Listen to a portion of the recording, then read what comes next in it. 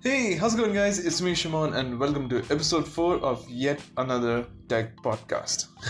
So I'm back, and last time we discussed about Android P and everything surrounding Android P. So today, we're going to discuss about the product launches and the notches in our smartphones. So, kicking off with the product launches, Vivo V9 got launched recently. So it's yet another notchy phone among the slew of notchy phones which are being launched these days. So by notchy, I mean they have a notch, which is the trend which was kickstarted by Essential Phone, which is Essential PH1 by the father of Android, Andy Rubin. So after that notch, iPhone 10 or iPhone X, if you want to call it, totally revolutionized the whole notch trend. Like every other OEM wants to, come up with a notch phone. So it's like, I'm sure all other OEMs have been like planning for the notch and all, but then everything just is amplified, and amplified as a trend when Apple does it, like the removal of headphone jack. So now you see these days not many phones have not many flagships have the audio jack. So yeah, gotta be dependent on the USB Type-C jack as everything goes. Even my own phone on which I'm recording this right now, the HTC 11, it doesn't have a headphone jack. But that does open, like, Apple had a vision like, hey, if you're going to remove the audio jack, it's going to serve some purpose. And in my opinion, that was a good move in the context of the good intentions, like having no battery in the active noise cancellation headphones. They can directly draw power from the phone. But in my opinion, this move should have been optional. Like, hey, you still have the audio jack on your phone, but now you can use your Type-C earphones for that connectivity. But then the adoption rate must have been quite low. So this was kind of a forceful push towards the headphone jack less future. And coming to that point, now the notch is there, so it's like taking the top bezel and removing the sides from the top bezel so that you only have the audio receiver, audio receiver and the front-facing camera. That's it, and some slew of sensors like ambient light sensor and all. There's that. So if you retrospect, it's from an OEM's perspective, it's like a good move. Like, hey, we are trimming the top bezel, but then it looks uneven, it doesn't look symmetric. Like, you still have a bottom chin unless it's the iPhone 10, which, for every display there has to be a strip at the bottom or at the top, mostly at the bottom. So that strip is not the digitizer, but it's a ribbon cable which is needed for the display, right? So it has to be there. So what Apple did in iPhone 10 was they just folded that ribbon behind the display. So yeah, that's why it doesn't have any bottom chin of any sorts.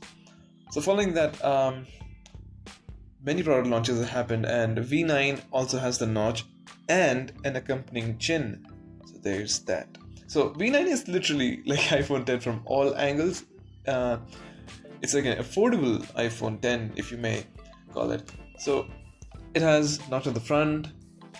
The back has the same camera configuration, same camera placement, and there's that. It has a glossy finish on the back, on the black one, and yeah, it screams like an iPhone clone. So if you want to read more about it, head over to Pocket Now. I wrote an article about it, so hey, heads up. So following that, Xiaomi announced their Xiaomi Mi Mix 2S. So that came out of nowhere. So there were like reports that Xiaomi is working on another variant of Mi Mix 2, and there were like multiple leaks which suggested that they're going for a totally bezel-less design. And currently, since the initiation of Mi Mix, the concept phone, the front-facing camera was in the bottom right corner in the bottom bezel, because they wanted to remove bezel from all the three sides.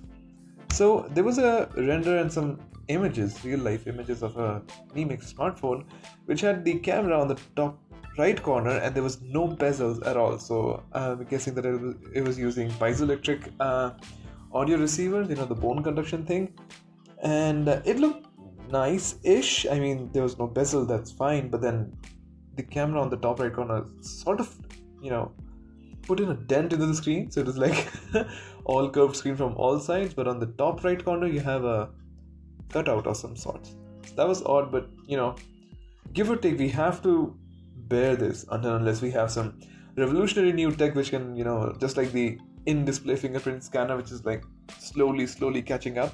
Maybe in the future we'll have a camera which will sit just behind the display and would like see through the sub-pixel arrangement of the display. So there's that. Let's cross our fingers. This is like the transition phase, as MKBHD said. Then we are reducing the top bezel, but we don't really know how to do it efficiently or in a more aesthetic manner. So might as well just accept it. So Mi Mix 2S was launched. They posted, not really posted, but like they touted like, hey, we have a great DxO Mark score. So overall, it scored 97, which is like really good. If I recall correctly, Pixel 2 XL has a score of 98. It's amazing. Like Pixel 2 XL, I still consider it as a god of smartphone camera photography. Like the hardware is fine, but then on top of it, what they add through software is amazing. It's unreal. So so Mi Mix 2S has IMX 363 for the main shooter, so that's really nice. It has dual pixel autofocus, and then the secondary camera, which is a telephoto lens, which allows you to zoom in optically. Anyways, there's that. Then Huawei launched a slew of smartphones, and especially let's talk about the Huawei P20 Pro, which has, drum roll, it has 3 cameras on the back. So they're back with the Leica branded smartphone camera photography. It's great. Like, it's amazing. Like, it has a 40 megapixel camera, and then it has a 20 megapixel camera and a 8 megapixel camera.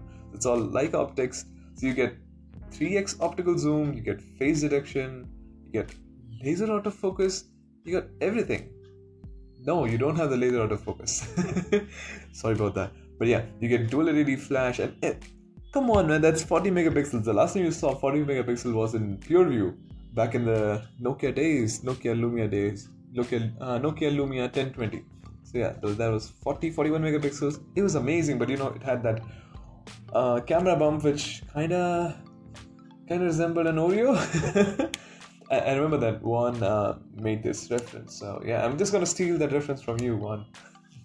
Okay, so that camera is amazing. Like, if you add it up, you get 68 megapixels worth of camera goodness. So it's amazing. Preliminary images show that it's really good, and it scored 108, 109 on DxO Mark score. So that's, if I recall correctly, that's the first smartphone which broke through the barrier of 100 scores in the DxO Mark score line.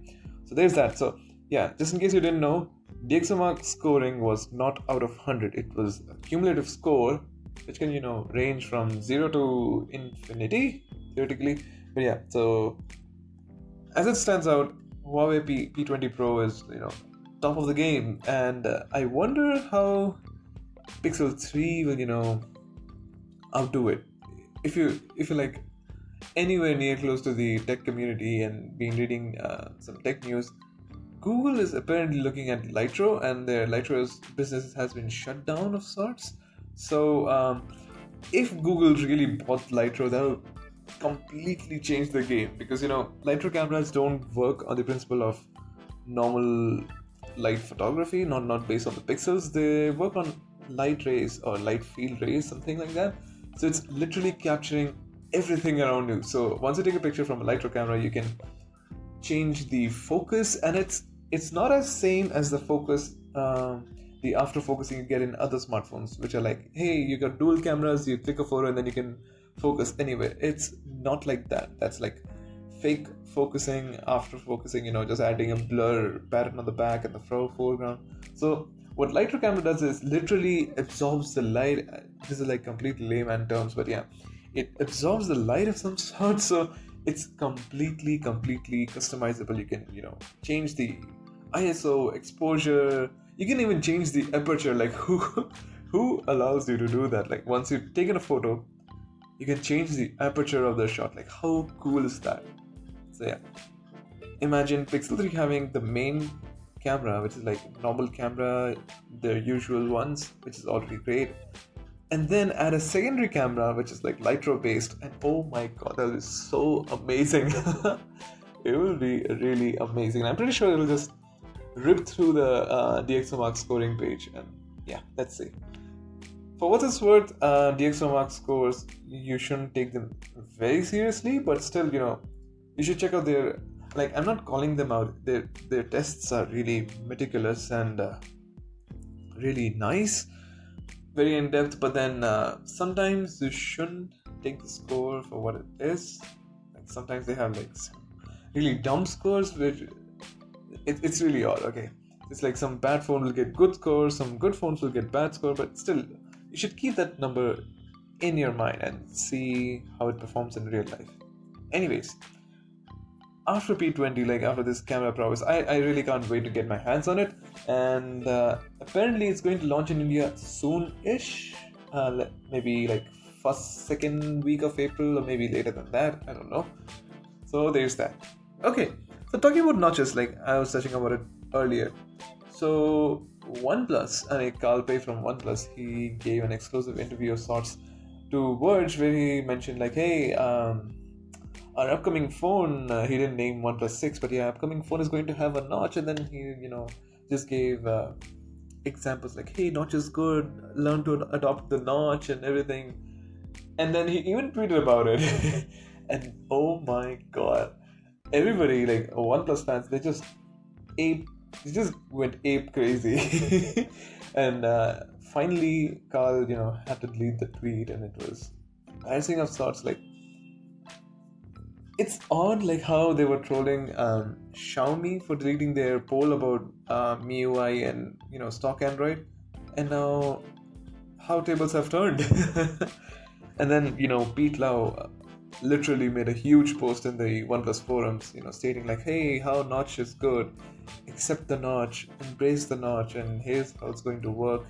It gives you more screen real estate, and then how Oxygen OS brings out more and optimizes the screen as it fills up the notch area with notifications and all, lots of stuff.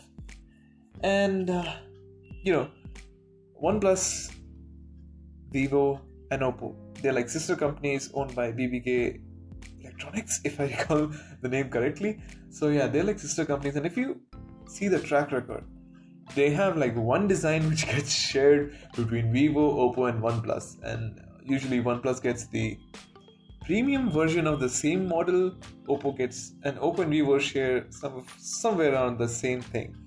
So if you want to guess how it looks, I'm pretty sure it's going to end up looking like Vivo V9 and Oppo F7. Albeit OnePlus 6 will have more premium materials, like metal all around, and considering the photo or the render which EvLeaks, he posted on Twitter, so it seems like the swappable covers are coming back. Like, it has a steel trim, metallic trim all around, but then on the back it was somewhat looking like glass back, like something is attached on the back. So it's similar to how glass backs are attached to the smartphones, like on the HTC U11 you have your glass on the back, your Samsung Galaxy S9 and all, you have the glass thingy on the back, right? So it's the same thing. I think the bamboo shells are coming back, like for the last few iterations. You've been having a whole unibody experience, right? Like from OnePlus 3, that was a good design. I still prefer it over OnePlus 5. And then OnePlus 5, OnePlus 5T, they all had that unibody experience, unibody design. So I think with OnePlus 6, they are, changing up the game. If you remember OnePlus 2, it had same build of sorts, like it had metal on the sides, and then on the back it had that sandstone finish, and then you could remove it and add up different layers, like bamboo and everything. So yeah, good times ahead, considering the launches which are coming up. HTC U12 Plus is going to be launched soon-ish, like May, April, I don't know. Last year they launched in June, if I recall correctly. So there's that, and then you'll have your Note 9, and then Pixel 3, 3 XL. This year is going to be good. I'm pretty sure about it. It's like it's really exciting to see, and not only see, but anticipate like what's new is going to come, and I'm really happy about it. Like, notches, okay, fine, we gotta deal with it, but yeah, you get more screen real estate, and then you get in-display fingerprint scanner. That's something new. That's great. And overall, smartphone photography is on the rise, and it makes me feel more excited. So that's it, guys. There was this week's yet another tech podcast. I'm really trying to make this a weekly thing. This caused a delay of 10 days since the last episode, but hey, I'm on track and I'll get better at it. So I hope you liked it. If you have any questions, tweet at me, which is at Shimon IPS. Don't ask about the story, just do it. Or you can just send me an email, which is hey@shimondas.com. Anyways, regardless, on whichever platform you're listening on, like, share, subscribe. Do your thing, and I'll see you on the next episode. Bye-bye.